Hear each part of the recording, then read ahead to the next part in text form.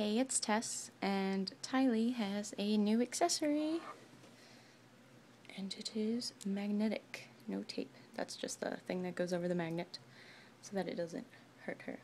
She has been, like, I don't know if anybody else has had this issue, she's been turning, like, blue in certain places, like, see above the lip, and it's also kind of on her fingers and her toes, but I'm not that concerned because I was already considering reborning her, and that just kind of makes me want to do it even more. Haven't reborn before, but the whole taking her apart to...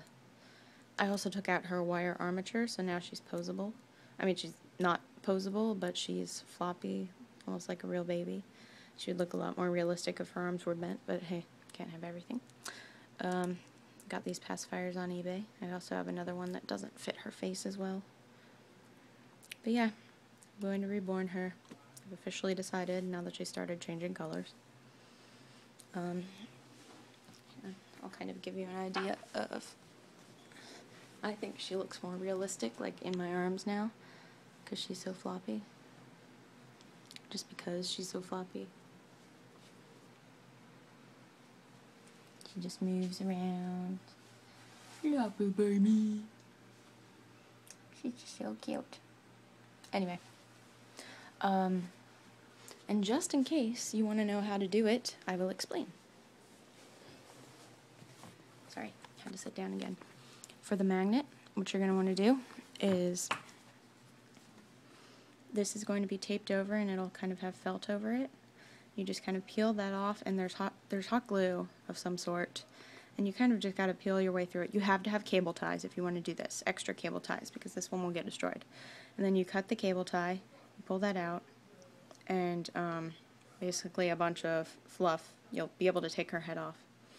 And you kind of want to take, you're not supposed to put sand for reborn waiting, but she does have sand in her head. Shame, Ashton Drake.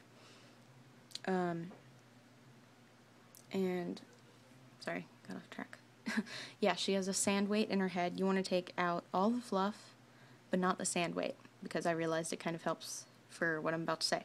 And then, I was totally cheap about it. I just took one of my fridge magnets, I made sure it magnified with the pacifier, and then I took a little, a very weak tape. This is not, like, I have no experience whatsoever. This is just me being inventive. This is just a very weak tape.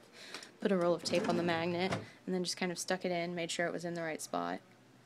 And then I put the sandbag kind of over it so that I could stuff the fluff in without moving the magnet, or else it would move. And it's stuffed in pretty heavily, so, and for the most part, it's stayed so far. Yeah, and then to take the wire armature out, you pretty much just, like, take out half the fluff and pull out the wire armature. It's kind of like, the middle is kind of like a zigzag, and then it comes back up, and then it comes out on both sides.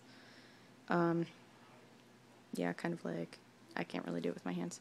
Kind of like a T shape, and I just kind of, I mostly took it out because where her joint is, like where her hand stops, it suddenly got really floppy, and I realized that it had, like, you know, part of the wire had kind of like disconnected from the hand.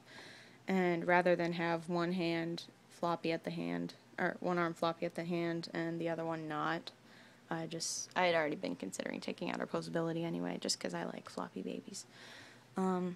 Yeah. So,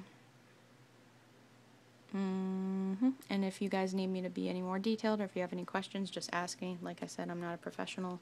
I just kind of felt creative at the time, after I realized her hand was wobbly.